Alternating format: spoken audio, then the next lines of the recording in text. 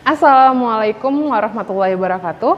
Saya Sabrina, guru bidang studi prakarya dan kewirausahaan SMA Islam An-Nizam Medan.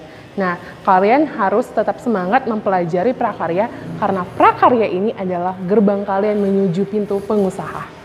Oke, sebelum kita memulai pembelajaran kita hari ini, ada baiknya kita melafazkan basmalah. Bismillahirrahmanirrahim.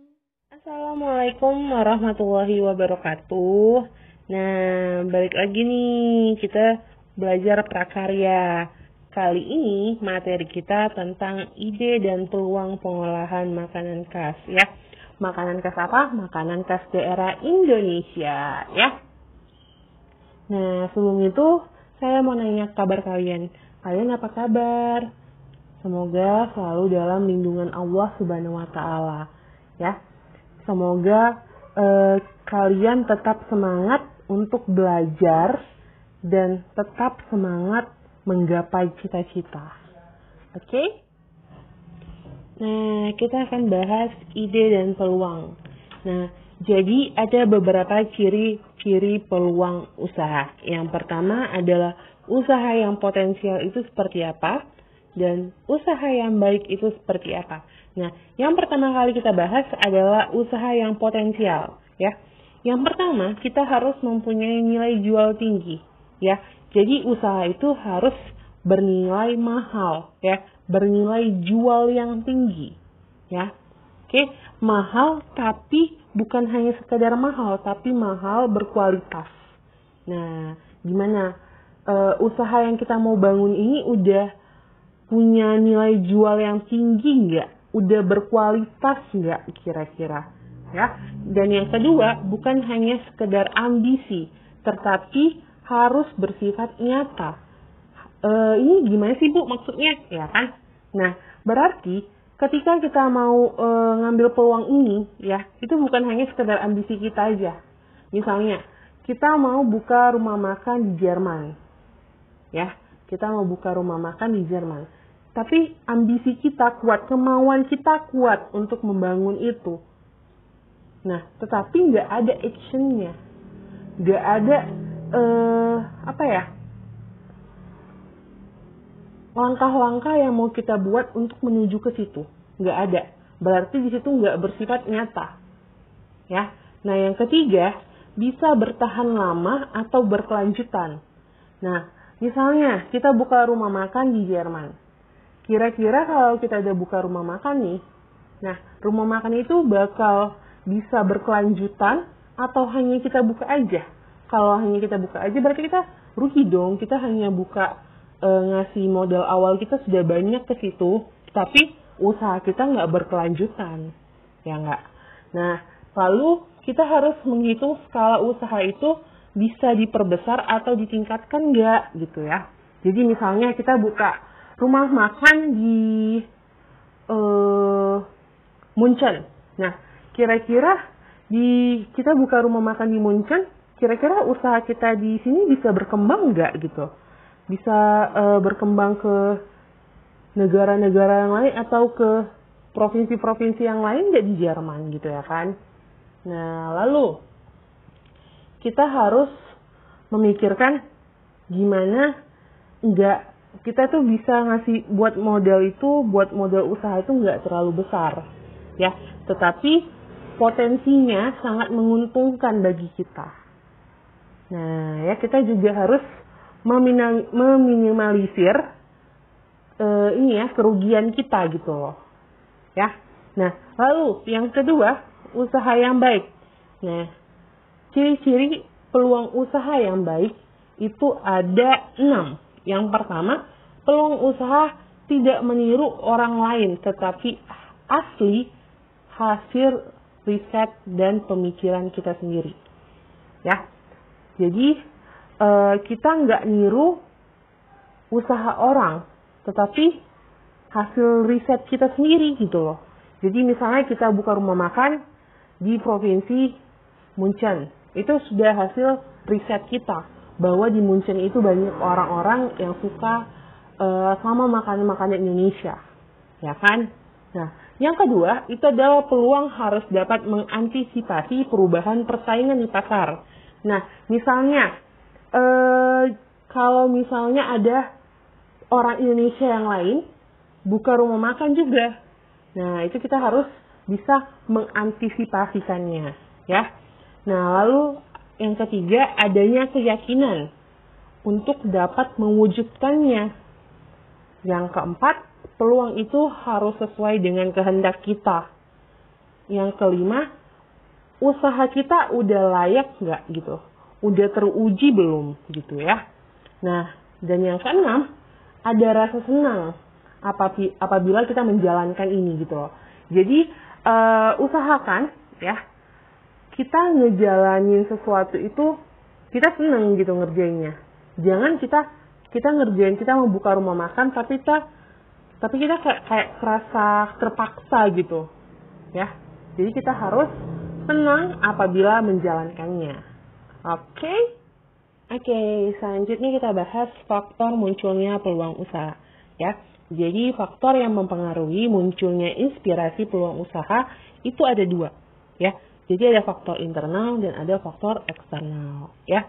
Nah, kalau faktor internal ini itu dari diri kita sendiri dan faktor eksternal itu dari luar ya. Nah, faktor internal itu yang pertama kita harus punya wawasan atau pengetahuan. Ya, kita harus juga punya pengetahuan untuk membuka suatu usaha. Ya, kan kita nggak mungkin buka usaha rumah makan, tapi kita nggak tahu apa yang mau kita jual. Nah, lalu kita juga harus punya pengalaman pada bisnis itu gitu, pada usaha itu. Kalau misalnya kita nggak punya pengalaman, mau gimana kita mengolahnya gitu ya kan? Nah, lalu kita juga harus punya pengalaman dan kemampuan ketika menyelesaikan suatu masalah. Nah ya, kemampuan atau pemahaman terhadap suatu kondisi juga kita harus bisa punya ya. Kalau misalnya kondisinya pada saat itu, misalnya nih kayak COVID-19 sekarang ya kan, kita buka rumah makan di Jerman dan situasinya COVID-19. Nah, kita juga harus punya kemampuan untuk menyelesaikan masalah itu. Oke? Faktor eksternalnya itu kita harus bisa menyelesaikan masalah-masalah yang muncul ya, atau masalah-masalah yang kira-kira mungkin terjadi kalau misalnya aku mau makan di Munchen, kira-kira orang kalau misalnya nggak suka gimana, atau kita buat bumbunya untuk menyesuaikan dengan selera di sana gimana gitu ya kan. Nah, lalu kita harus mencari solusi masalah itu ya. Nah,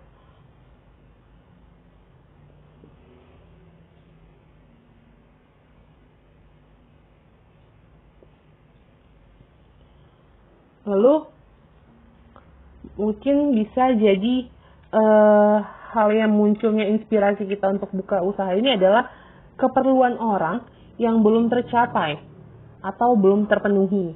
Jadi kita memenuhi kebutuhan pasar. Kita bahas riset pasar ya.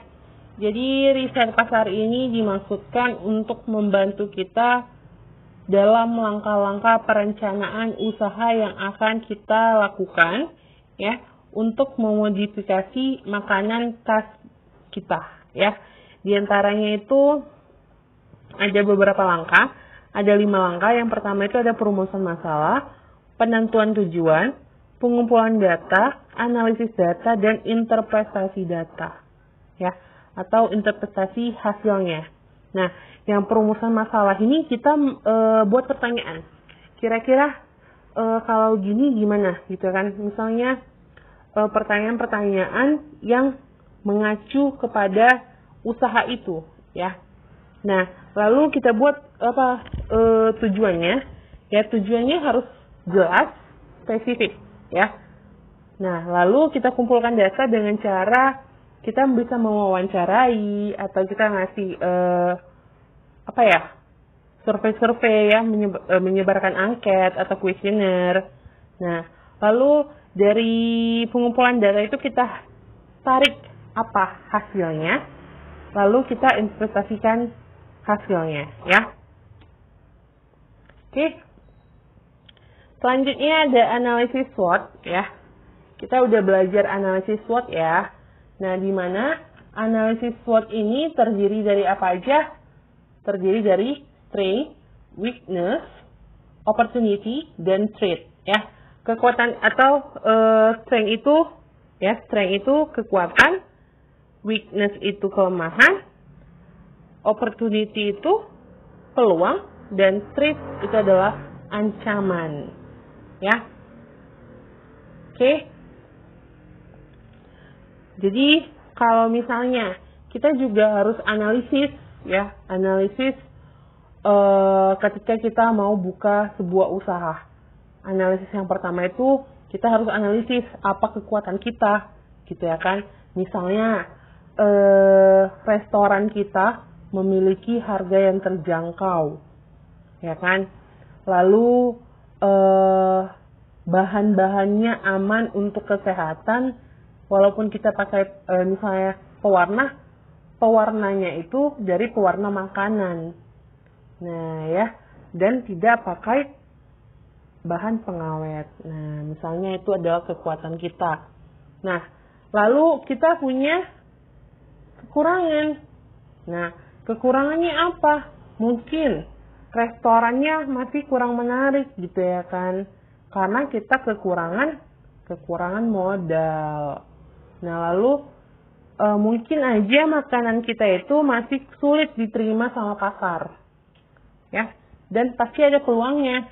Ya, karena peluangnya kira-kira masih belum ada gitu orang yang jualan makanan seperti kayak di restoran kita. Ya. Lalu ancamannya itu masih banyak orang-orang itu masih tergiur sama makanan-makanan yang di daerah dia sendiri gitu loh.